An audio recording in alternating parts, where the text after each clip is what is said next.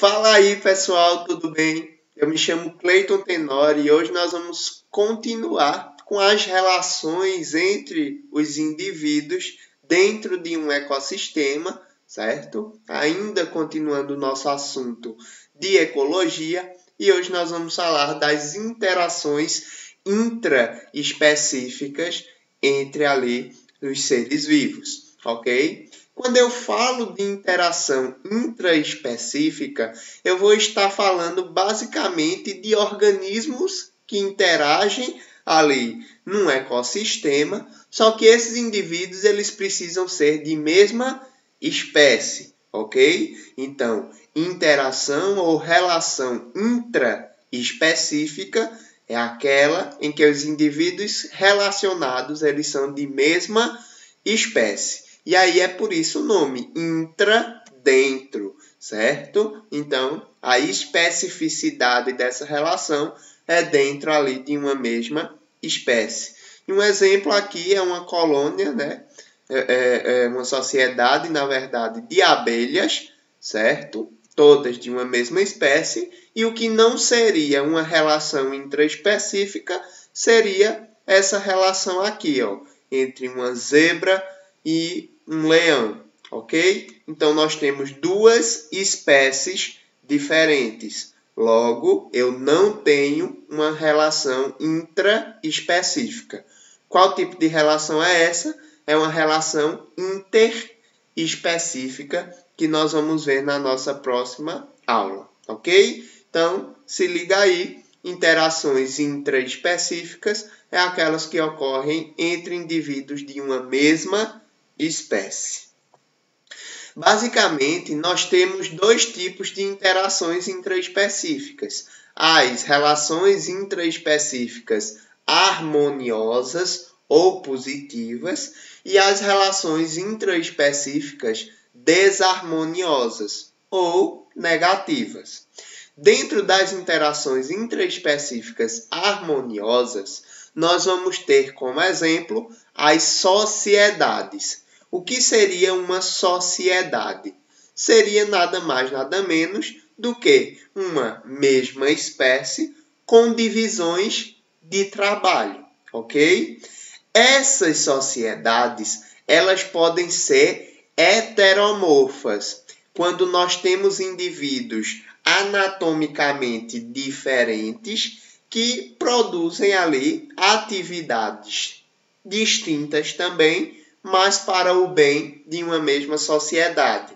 E a exemplo aqui, nós temos como uma sociedade heteromorfa as abelhas, ok? Então, nós temos dentro de uma sociedade ali de abelhas, como é o nosso exemplo, as abelhas que são operárias, normalmente são abelhas fêmeas, e essas abelhas fêmeas elas são estéreis, certo? Então elas não conseguem se reproduzir e basicamente elas fazem ali os serviços gerais de uma colmeia, como a alimentação ali dos zangões, como a alimentação da rainha, como a produção ali da própria geleia real e produção dos outros alimentos para larvas e até mesmo para essas operárias, ok?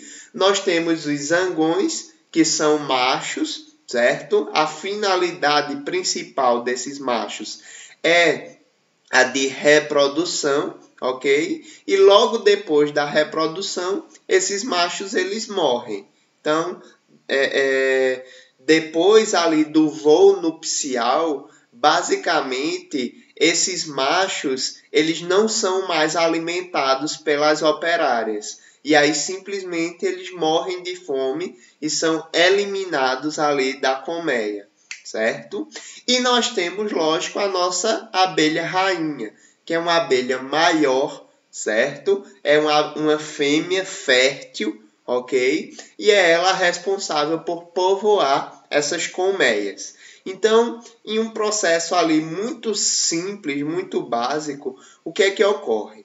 Basicamente, essa abelha rainha, ela passa por um processo de voo nupcial. Então, é quando ela sai da colmeia, decola ali o seu voo e os machos, um ou mais de um, conseguem ali depositar no seu canal reprodutivo o gameta masculino, ok? E aí, esse gameta, ele vai ser reservado e não fecundado no momento. Posteriormente a isso, esses zangões, eles passam a não ser alimentados mais e morrem. Já a abelha rainha, ela retorna ali à sua colmeia e em um processo ali sucessivo começa-se a produção de ovos. Depois, lógico, da produção ali das células ovo, dos zigotos, certo? Então, vejam, os zangões depositam ali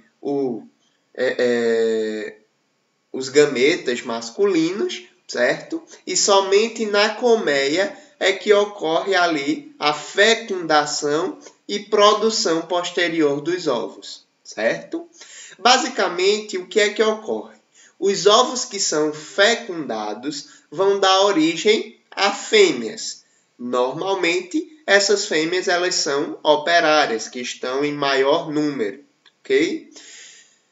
Já os ovos que não forem fecundados vão dar origens ali a machos, a novos zangões. Uma dessas fêmeas vai ser mais alimentada, ok? Mais alimentada, inclusive com um alimento diferenciado, que é a geleia real. E ela vai se desenvolver mais que as outras. Os machos, em compensação, vão ser alimentados com o mesmo alimento ali das operárias, certo? E eles se desenvolvem apenas para a reprodução. Uma operária, que é uma fêmea fértil, ela vive um curto período, cerca de mais ou menos, um pouco mais de um mês. Já uma abelha rainha, ela pode viver alguns anos. E, inclusive, quando elas vão ficando mais velhas, ocorre dentro da colmeia a formação ali de um número maior de zangões. Por quê? Porque simplesmente ela reduz o tempo de voo nupcial, não ocorre depósito ali de gametas masculinos e aí simplesmente ela consegue produzir apenas ovos inférteis, ok? Esses ovos inférteis, né, esses ovos que não foram fertilizados com gameta masculino, eles dão origem novamente aos machos, como já foi falado, ok? Um exemplo de sociedade isomorfa é aquela em que nós não possuímos ali uma diferenciação anatômica, porém nós trabalhamos em sociedade, nós exercemos papéis para que haja ali o equilíbrio dessa sociedade. E um exemplo de sociedade isomorfa muito bom é a sociedade humana. Então nós não temos diferenciação ali morfológica aparente, certo? E nós exercemos uma diversidade de funções que fazem com que a nossa sociedade ela caminhe bem, ela caminhe de forma equitativa. Então, revejam. Interação intraespecífica harmoniosa é aquela que ambos vão ganhar ou um ganha, ok? A exemplo, nós temos as sociedades, que nada mais é do que uma mesma espécie com divisões de trabalhos para o bem de um grupo, beleza? Essa sociedade, ela pode ser heteromorfa, quando existe uma diferenciação morfológica dos indivíduos. Hétero, diferente, ok? E basicamente, essas morfologias diferentes vão trabalhar de acordo para que a sociedade ela se mantenha. Já a exemplo, nós temos ali as abelhas, ok? Com zangões, operárias e a abelha rainha. Já numa sociedade isomorfa, nós temos ali indivíduos que não são diferenciados morfologicamente, certo? E simplesmente eles atuam, né, em uma divisão de trabalho para que a sociedade funcione. A exemplo, nós temos a sociedade humana, beleza? E nós temos as colônias. As colônias vão ser nada mais, nada menos do que uma outra relação intraespecífica harmoniosa, onde ocorre uma associação mais ou menos íntima ou até a continuidade ali anatômica dos indivíduos. Então, observem, vejam esse coral cérebro.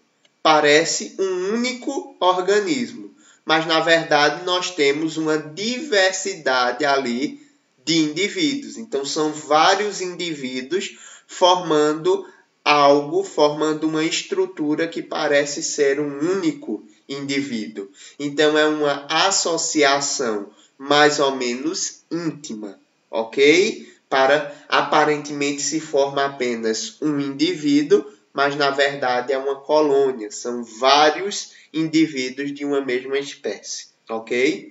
Porém, ele também pode ser formado ali por uma continuidade anatômica de indivíduos, como é o caso ali das nossas caravelas, ok?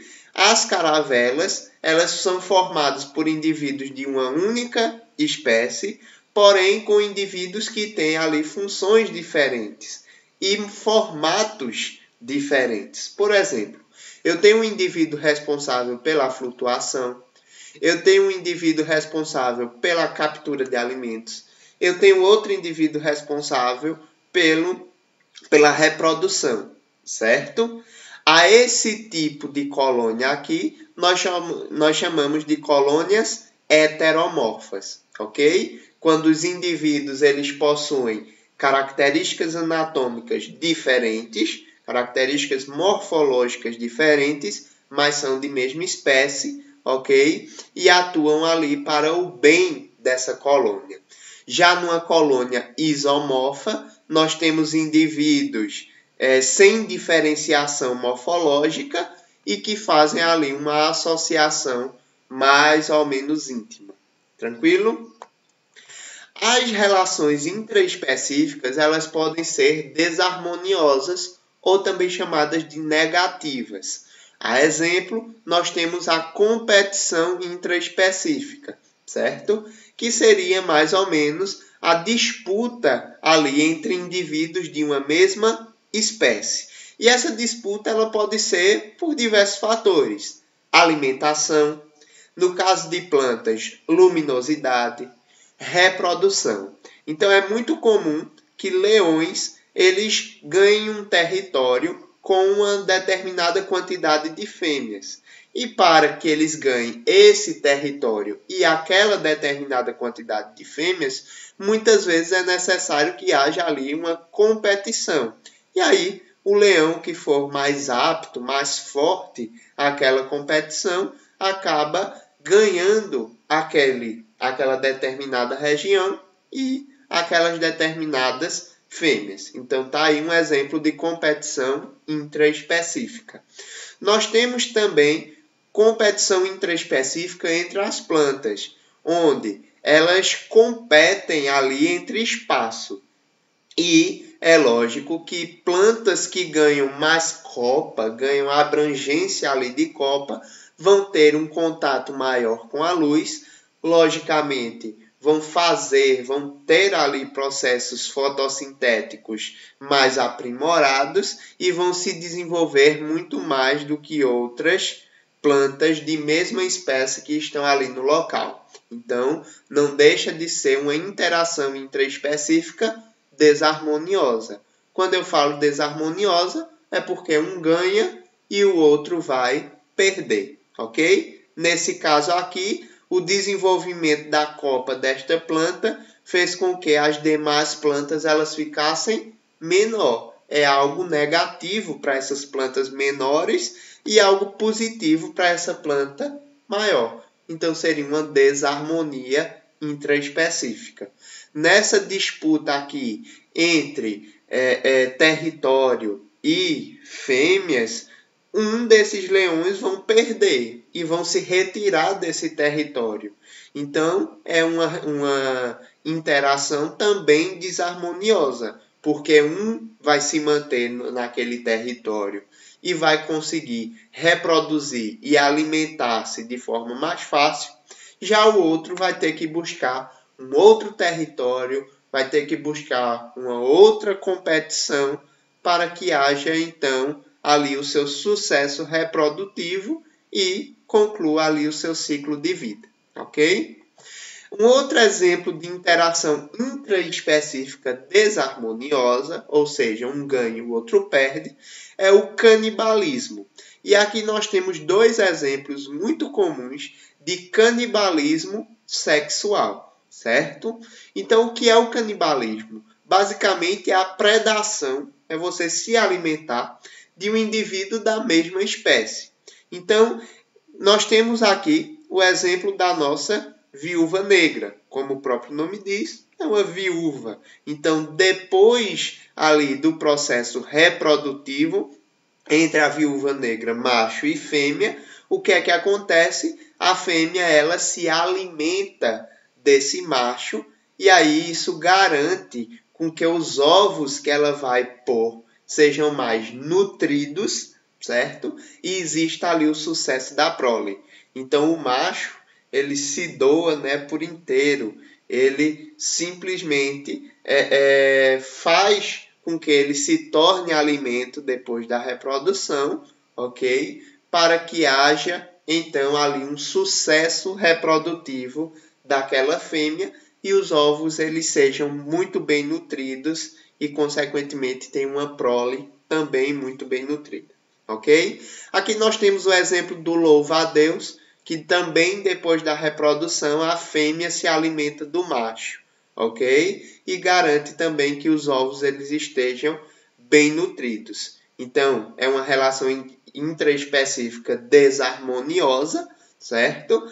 É intraespecífica porque eles são de mesma espécie e é desarmoniosa porque um ganha e o outro perde, ok? Então, o canibalismo ele também é uma relação intraespecífica desarmoniosa.